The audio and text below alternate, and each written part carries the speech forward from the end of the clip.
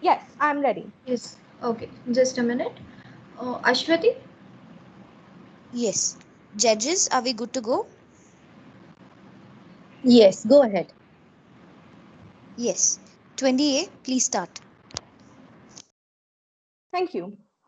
The Trumps, the Gandhis, the Ambanis, the Saudi royal family. Have you figured out the common thread yet?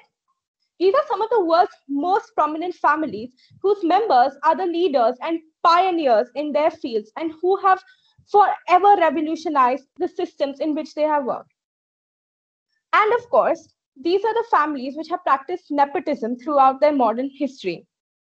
There are very few things that can be described as common in all societies and cultures, and nepotism is one of them. It is the underlying feature behind all ancient and modern day societies and the basis of our social existence. Um, I would like to begin my argument in the favor of the motion by laying down the evolutionary science behind the nepotistic tendencies that civilizations have been built upon. Almost all biologists, anthropologists, and other experts in the field agree that nepotism is the ultimate source of social behavior in nature. It has its roots in natural selection, wherein favoring family members led to better chances of survival for species. Nepotism has therefore appropriately been described as the norm for social species and is practiced all over the animal kingdom by ants, dolphins, bees, whales, apes, and also humans. Nepotism is literally in our genes. Our earliest forms of groupings and even much more elaborate civilizations have been built upon the bedrock of nepotism. While nepotism in humans clearly has deep biological roots, as does as it has in animals and insects, we have elaborated on this basic biological phenomena in several human-specific ways.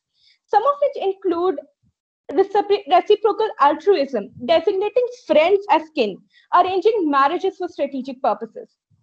This has led nepotism to evolve into a collective strategy focused on maintaining a social continuity through marriage, reproduction, and inheritance, with its purposes becoming largely cultural. The role of nepotism in modern societies has often been seriously undermined by our cultural bias against nepotism. Throughout history, men have built upon their families, drawing on their resources of loyalty and trust to advance their collective ambitions. As they rose, they linked themselves by marriage and other kinship ties to other families, creating a web of family interests that in time became a constitutionalized elite. The Roman aristocracy, the Chinese bureaucracy, and the mercantile and banking classes of Venice, Amsterdam, London were all products of this pattern of family enterprise. These webs of interconnectedness can be seen even today. For example, the Rothschilds, a banking family which rose to prominence in the 1800s in Frankfurt, is still a major player in the global financial system. And according to some conspiracy theorists, even political systems. Nepotism has thus shaped and is continuing this to shape every aspect of today's world, be it politics, governance, business, industry, finance, religion, or entertainment, a fact which the opposition clearly did not pay attention to. While nepotism clearly plays a role in the formation of elites and upper classes, it has been equally useful in creation of ethnic mutual aid associations, labor unions, and political machines. One must also note that there is no inherent class bias in nepotism. All social classes practice it freely. Members of every class desire to pass on their wealth to their children. Throughout history, if there is one element that has remained constant, that has stretched across political, cultural, financial, any sort of divide that you can ever think of, it is family. It remains the basic unit of society. Multiple families working together form a tribe, a clan, a city state, or a nation. This has been the basic pattern of human civilization. And as I mentioned before, humans have an instinctive desire to support family members over unrelated people. So there has been, so as you say, a kind of tension between loyalty to the family and loyalty to the state. Also, the free market has posed obstacles to this ancient structure. However, despite this tension and attempts to reduce the importance of family, the structure has largely remained. It is a fundamental fact of social organization that almost 200 years of hostility has not managed to uproot. It has survived, it has evolved, and it has thrived. And as long as family exists, which in my humble You have opinion will two be as minutes left. long as the story of human civilization, nepotism will remain the bedrock of our social existence. The opposition continued to highlight statements about how bad nepotism is and various examples as such. I would also like to point out that nepotism has been good as well. Many of our celebrated politicians, Roosevelt, the Kennedys, the and even industrialists like DuPont have been products of nepotism and have changed the world for better. So, in my opinion, while there can be an argument about how nepotism should be practiced in a good way or a bad way, there can be absolutely no argument in the aspect that nepotism has shaped our modern society, it has shaped our ancient society, and it will continue to shape our future world forever as long as the basic structured unit, that is the family, exists. Because nepotism plays on the basic instincts that exist between the family, and when as long as these instincts thrive, nepotism will continue to thrive. Thank you. Thank you. Thank you, 20A.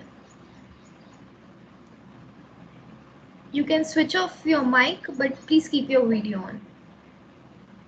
20A.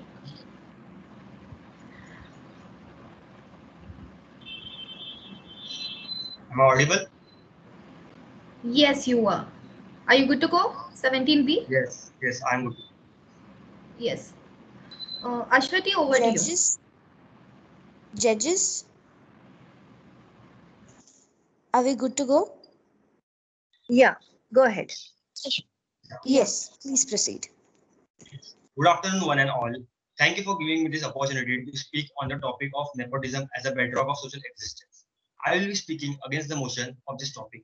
To understand this topic, we have to see from where this statement has been derived from.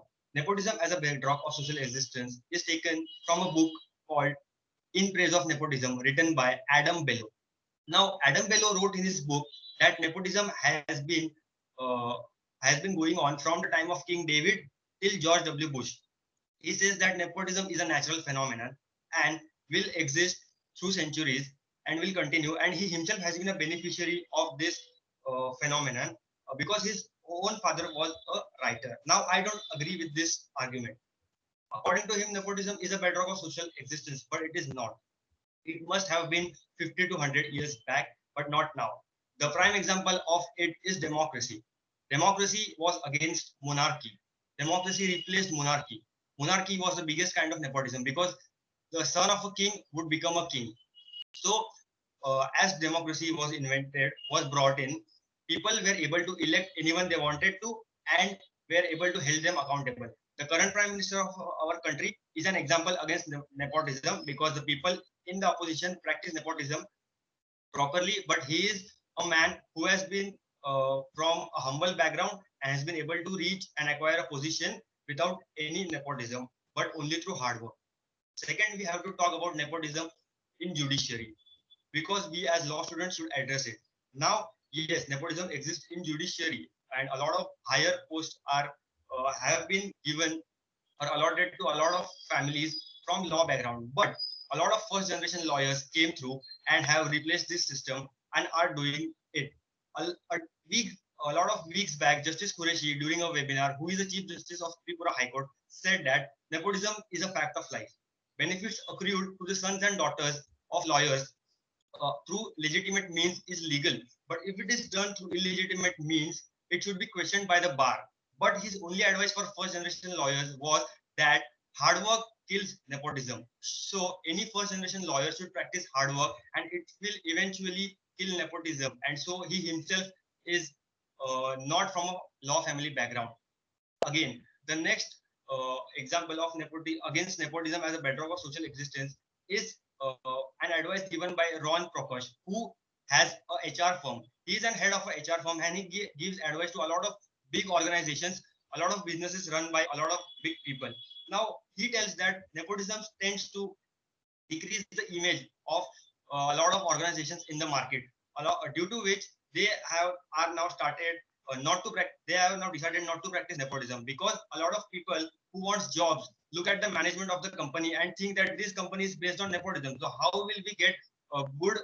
How will we get good positions in this company? Because nepotism tends to decrease the morale of employees, and also ethics of the company go into the dustbin. Because, for example, example of Ramalinga Raju, who was the owner of Satyam Computers, because he decided to invest in his son's infrastructure company, and his board of directors were also against it, but he went above their decision, and due to which his business failed. So a lot of organizations have now started to not practice nepotism, but even if they have to give jobs to their loved ones, what they do is they check that if they are qualified properly, and that they undergo a proper hiring process, because of which there is a proper competition between a non-nepotism person and a person who is coming from a favoritism background and nepotism background.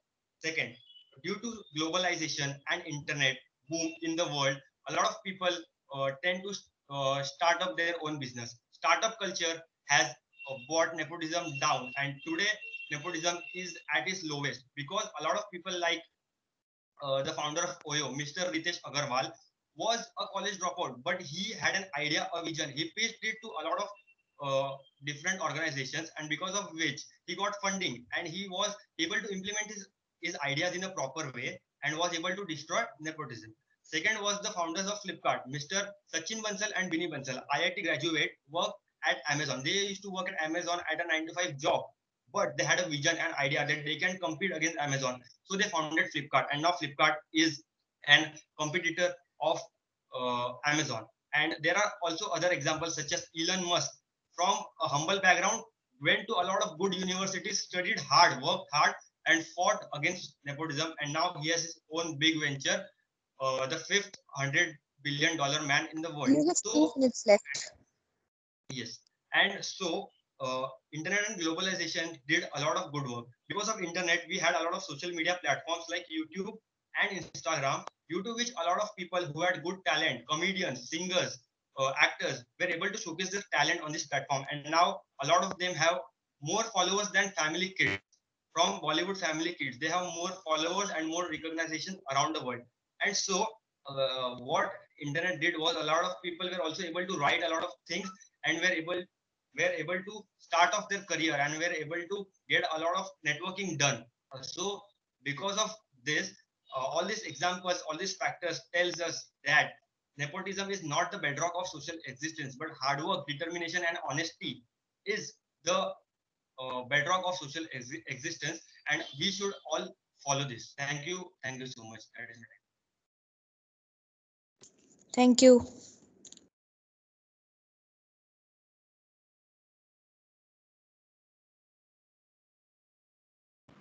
Thank you, 17B. Thank you, 20A. The next lot that we have is 19A and 18B.